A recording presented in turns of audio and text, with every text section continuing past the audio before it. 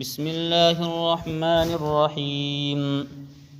وَإِذَا قِيلَ لَهُمْ لَا تُفْسِدُوا فِي الْأَرْضِ قَالُوا إِنَّمَا نَحْنُ مُصْلِحُونَ أَلَا إِنَّهُمْ هُمُ الْمُفْسِدُونَ وَلَكِنْ لَا يَشْعُرُونَ وَإِذَا قِيلَ لَهُمْ لَا تُفْسِدُوا فِي الْأَرْضِ،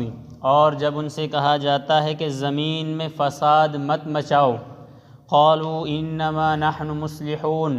تو وہ کہتے ہیں کہ ہم تو اصلاح کرنے والے ہیں، یعنی ہم فساد مچانے والے نہیں ہیں۔ تذکرہ چل رہا ہے منافقین کا، پیچھے دو لوگوں کا تذکرہ گزر چکا ہے، ایمان والوں کا اور پکے مشرکین کا، اور اب جو تذکرہ چل رہا ہے وہ ہے منافقین کا۔ اس سے پہلے منافقین ہی کا تذکرہ تھا کہ جس میں یہ بتلایا گیا تھا کہ یخادعون اللہ والذین آمنوا، وہ اللہ اور ایمان والوں کو دھوکہ دینا چاہتے ہیں اپنی چالاکی سے، حالانکہ وہ دھوکہ نہیں دے سکتے ہیں۔ اور یہاں پر اب ان ایمان والوں سے کہا جاتا ہے کہ وَإِذَا قِيلَ لَهُمْ لَا تُفْسِدُوا فِي الْأَرْضِ، کہ زمین کے اندر تم فساد مت مچاؤ، تو یہ کہتے ہیں کہ ہم تو اصلاح کرنے والے ہیں۔ کیسے؟ اب یہ جو منافقین تھے، کیونکہ یہ تو مسلمانوں کے ساتھ بھی جڑے ہوئے تھے اور کفار اور مشرکین کے ساتھ بھی جڑے ہوئے تھے، اب یہ بیچ کے ایک شک نکالتے تھے یہ کہ ہم تو تمہارے ساتھ بھی ملے ہوئے ہیں، ان کے ساتھ بھی ملے ہوئے ہیں، تو جب ہم ان کے پاس جاتے ہیں تو ہم صلح کی باتیں کرتے ہیں، تمہاری باتیں وہاں کرتے ہیں، حالانکہ یہ ان کے اندر منافقت تھی، مسلمانوں کی باتیں یہ کفار کے پاس جا کر کرتے تھے اور کفار کی کچھ باتیں مسلمانوں کے پاس کرتے تھے، اور دلی یہ جو اندرونی تھے یہ کافروں کے ساتھ تھے، لیکن بظاہر ظاہراً تاکہ مال غنیمت حاصل ہو اور اسی طرح سے ہمیں امن و امان ملتی رہے، کیونکہ مسلمانوں کے اندر رہیں گے تو ہمیں جو ہے امن و امان ملتی رہے گی، اور اسی طرح سے مال غنیمت حاصل ہو، تو اسی وجہ سے وہ کیا بیچ میں تھے۔ اگر مسلمانوں کا کچھ فائدہ ہوتا تو مسلمانوں کی طرف لڑک جاتے تھے، مسلمانوں کی طرف آ جاتے تھے، اور اگر کافروں کا کچھ فائدہ ہوتا تو کافروں کی طرف چلے جاتے تھے۔ یہ منافقین کا حال تھا، اور یہ کہتے تھے کہ ہم تو اصلاح کرنے والے ہیں۔ اور آج بھی دنیا کے اندر اگر کوئی غلط کام کرنے والا ہے، غلط عمل کرنے والا ہے دین کے اندر، تو یہ نہیں کہتا کہ میں غلط عمل کر رہا ہوں، میں غلط کام کر رہا ہوں، بلکہ وہ کہتا ہے کہ ہم تو اچھا کام کر رہے ہیں، ہم تو اصلاح کا کام کر رہے ہیں، حالانکہ یہ غلط کام کو اصلاح کا نام دینا یہ بہت ہی غلط ہے۔ اللہ تبارک و تعالی نے ان کی پول کھولی، اور اللہ تبارک و تعالی نے نبی علیہ الصلوۃ والسلام کو بتلا دیا، الا انہم هم المفسدون، خبردار یہی فساد کرنے والے ہیں، ولکن لا یشعرون، لیکن یہ سمجھ نہیں رکھتے ہیں، انہیں معلوم نہیں ہے فساد کس چیز کا نام ہے، حالانکہ انہیں تو ایمان کی توفیق ہی نہیں ہوئی، انہیں تو ایمان کی اللہ تبارک و تعالی نے توفیق ہی نہیں بخشی۔ سب سے بڑا فساد تو یہ ہے کہ یہ ایمان نہیں لائے۔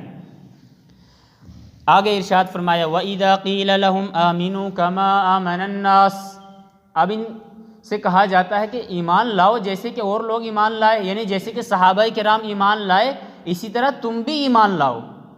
تو یہ کہتے ہیں قَالُوا أَنُؤْمِنُ كَمَا آمَنَ السُّفَهَاءُ، یہ جو کم چھوٹے چھوٹے صحابہ ہوتے تھے یا کم درجے کے ایمان والے ہوتے تھے، کمزور ایمان والے، ان کے سامنے یہ اپنی پول کبھی کبھی خود ہی کھولتے تھے، قَالُوا أَنُؤْمِنُ كَمَا آمَنَ السُّفَهَاءُ، تو کہتے تھے کہ کیا ہم ایمان لائے جیسے کہ بیوقوف لوگ ایمان لے آئے ہیں۔ یہ بیوقوف سمجھتے تھے کہ انہوں نے تو اپنے گھر بار کو ہجرت کر کے چھوڑ دیا ہے، اپنے بیوی بچوں کو بھی چھوڑ دیا ہے، اپنے بھائیوں کو بھی چھوڑ دیا ہے، اپنا سارا کچھ مال جو ہے دین کے اوپر لگا دیا ہے، یہ تو بیوقوف ہے، انہیں تو کچھ سمجھ ہی نہیں ہے، کیونکہ صحابہ کرام نے ہر چیز دین کے اوپر لگا دی تھی، اپنا مال، اپنی جان، اپنی پوری کی پوری زندگی دین کے لیے وقف کر دی تھی۔ حضرت ابو ہریرہ رضی اللہ عنہ کے بارے میں آتا ہے کہ وہ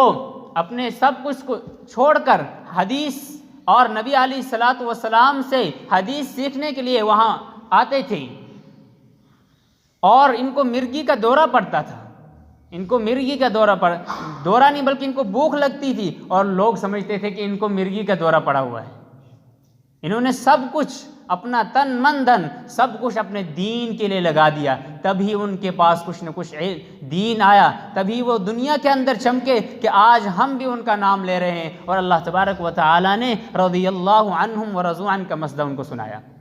ان سے اللہ تبارک و تعالیٰ راضی ہو گئے، انہوں نے اپنا سب کچھ دین کے لیے لگا دیا۔ جیسے کہ لوگ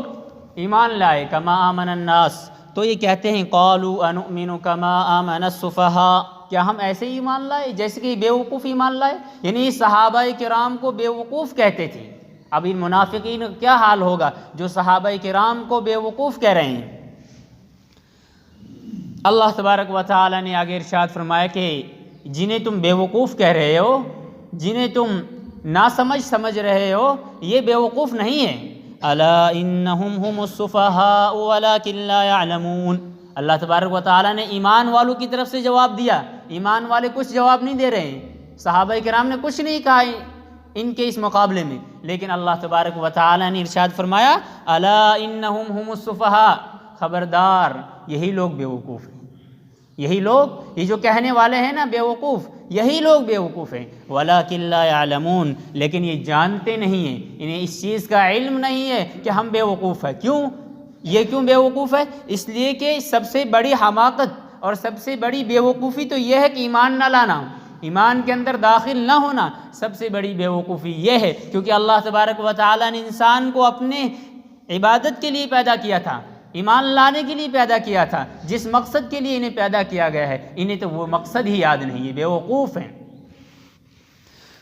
وَإِذَا لَقُوا الَّذِينَ آمَنُوا قَالُوا آمَنَّا، اور جب یہ ایمان والوں سے ملتے ہیں، یعنی بڑے بڑے صحابہ کرام، حضرت ابوبکر، حضرت عمر فاروق، بڑے بڑے صحابہ سے ملتے ہیں تو کہتے ہیں کہ نہیں ہم تو ایمان لائے ہیں، ہم ایمان والے ہیں، ان سے کہتے ہیں ہم ایمان والے ہیں۔ اب اگر ان کے سامنے یہ کہتے ہیں کہ ہم تمہارے ساتھ مذاق کر رہے ہیں یا ہم ایمان نہیں لائے ہیں، تو انہیں پتہ تھا کہ ہمیں منفعت حاصل نہیں ہوگی، مال غنیمت میں حصہ نہیں ملے گا، امن و امان نہیں ملے گی، ہمارے ساتھ جنگ کی جائے گی۔ تو جب یہ ان سے صحابہ، بڑے بڑے صحابہ کرام سے ملاقات کرتے تھے تو کہتے تھے کہ ہم تو ایمان لائے ہیں، ہم تو مومن ہیں۔ وَإِذَا خَلَوْا إِلَىٰ شَيَاطِينِهِمْ قَالُوا إِنَّا مَعَكُمْ، اور جب یہ تنہائی میں اپنے شیاطین کے پاس جاتے تھے، جو ان کے شیطان تھے سرکش، بڑے بڑے کفار اور مشرکین تھے، جب ان کے پاس تنہائی میں جاتے تھے تو کہتے تھے کہ ہم تو تمہارے ساتھ ہیں، اصل میں مسئلہ یہ ہے کہ ہم تو تمہارے ساتھ ہیں۔ تو اب وہ کافر اور وہ مشرکین ان سے کہتے تھے کہ تم ہمارے ساتھ ہو، وہاں کیا کر رہے تھے تم جو نماز پڑھ رہے تھے؟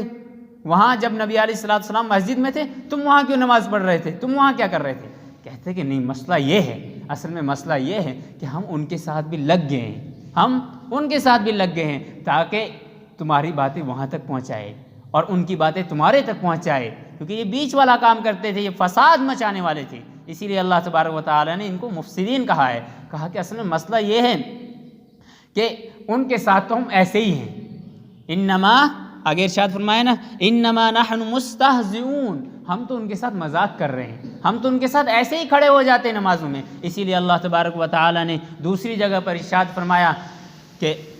منافقین جب نماز کے لیے کھڑے ہوتے ہیں تو سستی کے ساتھ کھڑے ہوتے ہیں، ان کے اندر چستی نہیں ہوتی ہے، یہ نماز میں کھڑے ہوتے ہیں تو سستی سے کھڑے ہوتے ہیں کہ ان کو دلوں تو یہ کھڑے ہوتے نہیں ہیں، بس یہ ایمان والوں کو دکھلاوے کے لیے، یراؤون الناس، لوگوں کو دکھلاوا کرنے کے لیے کھڑے ہوتے ہیں اور سستی کے ساتھ کھڑے ہوتے ہیں۔ اس لیے میرے ایمانی بھائیوں، ہمیں چاہیے کہ ہم نماز کے اندر چستی سے کھڑے ہو، منافقین کی طرح سستی سے کھڑے نہ ہو، اور وہ نماز پڑھے جو اللہ کو دکھلاوے کے لیے ہو، لوگوں کو دکھلاوے کے لیے نہیں۔ انما نحن مستہزئون، فرمایا کہ اب یہ منافقین کہتے ہیں کہ ہم تو ان کے ساتھ مذاق کر رہے ہیں، لیکن اللہ تبارک و تعالیٰ نے اس کے جواب میں آگے ارشاد فرمایا اللہ یستہزئ بہم، اللہ بھی ان کے ساتھ استہزاء کر رہا ہے، یعنی اللہ تعالیٰ کا استہزاء کیا ہے؟ وَيَمُدُّهُمْ، ان کو ڈیل دے رہا ہے۔ اللہ کا ایک استہزاء تو یہ ہے کہ ان کو ڈیل دے رہا ہے، ان کو ڈیل دے رہا ہے، کرو جتنا کچھ کرنا ہے تمہیں دنیا کے اندر، جتنا تم کر سکتے ہو، ایمان والوں کو ستا سکتے ہو ستاؤ، اسلام کے پیچھے پڑھ سکتے ہو پڑھو، جتنے بھی کفر ظلم تم کرنا چاہتے ہو کرو، کیونکہ ایک دن میرے پاس آنا ہے، میرے پاس ایک دن آنا ہے اور اس دن میں تمہارا حساب لوں گا۔ ایک تو اس کا مطلب یہ ہے کہ وَيَمُدُّهُمْ، ان کو ڈیل دے رہے ہیں اللہ تبارک و تعالیٰ استہزاء کا۔ اور دوسرا مطلب یہ ہے اللہ تبارک و تعالیٰ یوم تری المؤمنین والمؤمنات یسعی نورہم بین ایدیہم وبایمانہم، اللہ تبارک و تعالیٰ قیامت کے دن جب میدان محشر میں فیصلہ ہو جائے گا، ایمان والوں کو جنت میں جانے کا حکم دیا جائے گا اور کافروں کو جہنم میں جانے کا حکم دیا جائے گا۔ کافر لوگ جہنم میں چلے جائیں گے، جب ایمان والے جنت کی طرف چلیں گے میدان محشر سے ان کو ایک نور ملے گا، ان کو ایک نور دیا جائے گا، وہ ایک لائٹ اور ایک روشنی دی جائے گی۔ نورہم یسعی بین ایدیہم وبایمانہم، جو ان کے آگے اور ان کے دائیں جانب چلے گا، اور وہ چلتے چلتے جب پل صراط سے گزریں گے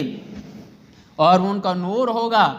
نورہم یسعی بین ایدیہم وبایمانہم، اور جب وہ چل رہے ہوں گے تو ساتھ میں پیچھے منافقین بھی ہوں گے، منافقین بھی آئے ہوئے ہوں گے۔ تو یوم یقول المنافقون والمنافقات انظرونا نقتبس من نورکم، تو منافقین اور منافقات یعنی منافق مرد اور منافق عورتیں اس دن کہیں گی انظرونا، ایمان والے سے تھوڑا سا رک جاؤ، ذرا تھوڑا سا رک جاؤ، نقتبس من نورکم، ہم بھی تمہاری تھوڑی سی لائٹ لے لیں، ہمیں بھی تھوڑی سی لائٹ دکھاؤ، کیونکہ ہمیں تو کچھ نظر نہیں آ رہا، جہنم کے اوپر سے گزر ہوگا اور نظر نہیں آنا، یہ اس بات کی علامت ہے کہ گر جائیں گے۔ انظرونا نقتبس من نورکم، تھوڑا سا ذرا رک جائیے، ہم بھی تم میں کچھ روشنی حاصل کرنا چاہتے ہیں۔ تو ایمان والے اس دن کہیں گے قیل ارجعوا وراءکم، پیچھے لوٹ جاؤ، جہاں روشنی تقسیم ہو رہی ہے نا میدان محشر میں، وہاں جاؤ، وہاں سے روشنی لاؤ، یہاں تمہارے لیے ہمارے پاس روشنی ہے، ہم تو جا رہے ہیں، ہمیں تو اب حکم ملا ہے جنت میں جانے کا۔ قیل ارجعوا وراءکم فالتمسوا نورا فضرب بینہم بسور لہ باب، اللہ تبارک و تعالیٰ ان کے درمیان ایک دیوار کھڑا کر دیں گے، ایک دیوار قائم ہو جائے گی ان کے بیچ میں، اور اس میں ایک دروازہ ہوگا، باطنہ فیہ الرحمہ وظاہرہ من قبلہ العذاب، اس دیوار کے اندر یعنی جنت کی طرف رحمت ہوگی، اللہ تبارک و تعالیٰ کے سلسلے ہوں گے، اور ظاہرہ من قبلہ العذاب، اور اس کے ایک طرف کیا ہوگا، عذاب ہوگا، جہنم ہوگی، اور یہ دروازہ بیچ میں ہوگا، یہ آپس میں باتیں بھی کریں گے اور افسوس کریں گے کہ ہم نے دنیا کے اندر تمہاری کیوں نہیں مانی، ہم دنیا کے اندر کیوں گناہوں میں مبتلا رہے۔ تو دوسرا مطلب اس کا یہ ہے کہ اللہ تبارک و تعالیٰ قیامت میں ان کا استہزاء اس طرح سے ایمان والوں سے کروائیں گے۔ وَيَمُدُّهُمْ، اور ایک تو یہ ہے کہ ان کو ڈیل دے رہے ہیں، فِي طُغْيَانِهِمْ يَعْمَهُونَ، یہ اپنے اس گناہوں کے اندر بھٹک رہے ہیں، فِي طُغْيَانِهِمْ، یہ اپنی سرکشی کے اندر بھٹک رہے ہیں اور اندھے ہوئے ہیں یہ اپنی سرکشی میں۔ آگے ارشاد فرمایا انہی کے بارے میں، اب تو یہ ان کی صفات تھی، ان کے بارے میں آگے ارشاد فرمایا اولئک الذین اشتروا الضلالۃ بالہدی، یہی وہ لوگ ہیں جنہوں نے گمراہی کو ہدایت کے بدلے خرید لیا ہے، یعنی ان نے گمراہی کو خریدا ہے، ہدایت دے کر خریدا ہے۔ اس سے ظاہراً تو یہ معلوم ہوتا ہے کہ ان کے پاس پہلے ہدایت تھی، ہدایت والے تھے، یہ ان کے پاس ہدایت تھی، انہوں نے اس ہدایت کو دیا اور اس کے بدلے گمراہی لے لی۔ اس کا مطلب تو ظاہری تو یہ معلوم ہوتا ہے، لیکن اس کا مطلب ہے باطناً، یعنی کہ اللہ تبارک و تعالی نے کل مولود، اللہ کے نبی صلی اللہ علیہ وسلم نے ارشاد فرمایا کل مولود یولد علی الفطرہ، ہر بچہ، ہر پیدا ہونے والا انسان فطرت پر پیدا ہوتا ہے، یعنی فطرت سے فطرت الاسلام، اسلام پر پیدا ہوتا ہے۔ جو بھی بچہ دنیا کے اندر پیدا ہوتا ہے وہ اسلام پر پیدا ہوتا ہے۔ یہ کافر، یہ منافق، یہ مشرک، یہ تمام کس پر پیدا ہوئے تھے؟ ایمان پر، اسلام پر۔ فَأَبَوَاهُمَا يُهَوِّدَانِهِ أَوْ يُنَصِّرَانِهِ أَوْ يُمَجِّسَانِهِ، تو ان کے والدین ان کو نصرانی بناتے ہیں، ان کو مجوسی بناتے ہیں، ان کو یہودی بناتے ہیں۔ فطرتاً تو یہ کیا تھے؟ ان کے پاس ہدایت تھی، لیکن اس ہدایت کے بدلے انہوں نے کیا خرید لیا؟ گمراہی خرید لی۔ اور دوسرا مطلب اس کا یہ ہے کہ نبی علیہ الصلوۃ والسلام کے دور میں دونوں چیزیں تقسیم ہو رہی تھی، نبی پاک صلی اللہ علیہ وسلم کے پاس تو ہدایت تقسیم ہو رہی تھی، اور ان کافروں کے پاس، ان ظالموں کے پاس گمراہی تقسیم ہو رہی تھی۔ انہوں نے ہدایت کو چھوڑ دیا، یعنی کہ اس کو بیچ دیا سمجھو، اور گمراہی کو خرید لیا، اس کا یہ مطلب ہے۔ فما ربحت تجارتهم وما كانوا مهتدين، تو ان کی تجارت نے ان کو نفع نہیں دیا، ان کی تجارت ان کے لیے نفع بخش نہیں ہوئی، وما كانوا مهتدين، اور وہ ہدایت یافتہ بھی نہیں ہوئے، کیونکہ ایمان کے اندر، اسلام کے اندر، ایمانی اعمال کرنے کے اندر، اسی کے اندر کامیابی ہے۔ اللہ تبارک و تعالی سے دعا ہے کہ اللہ تبارک و تعالی ہمیں قرآن کریم کے الفاظ، قرآن کریم کی تفسیر، قرآن کریم کی معنی کو سمجھنے اور اس کی فہم اور اس پر عمل کرنے کی توفیق عطا فرمائے۔ سبحان اللہ و بحمدہ۔